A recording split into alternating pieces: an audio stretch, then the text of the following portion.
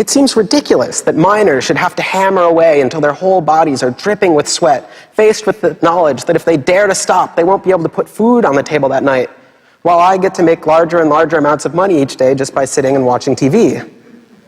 But apparently the world is ridiculous. He didn't care about money. He wore plain t-shirts, lived in a tiny apartment, and pursued one thing: free and open access to knowledge. At a conference, Aaron heard about a project called Free Pacer. Pacer was the U.S. federal court document system. It was outdated, clunky, and paywalled.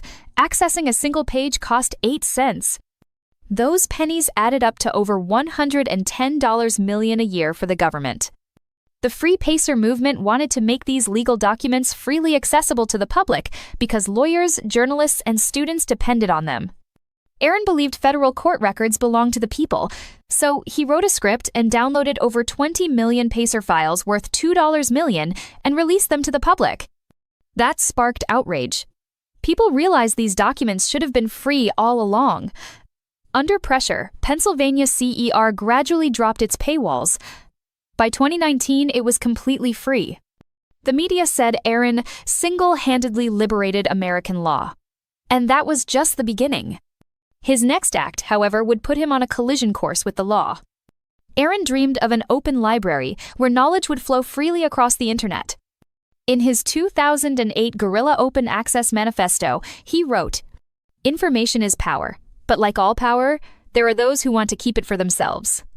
The world's entire scientific and cultural heritage, published over centuries, is increasingly being digitized and locked up by private corporations. Academic publishing giants like Elsevier and JSTOR had a monopoly. They charged universities, millions, and individuals $20 per article, even though scientists wanted their work read as widely as possible. Harvard University itself admitted in 2012 that it could no longer afford the skyrocketing subscription fees. Aaron decided to fight back. He asked JSTOR how much it would cost to buy access to old papers. The answer? $200 million. He refused. Instead, he used MIT's campus network to download 4.8 million articles, 80% of JSTOR's database, by connecting a laptop to an unlocked network closet.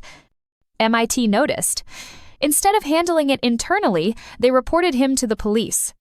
Federal prosecutors charged Aaron under the outdated Computer Fraud and Abuse Act, threatening 35 years in prison and $1 million in fines.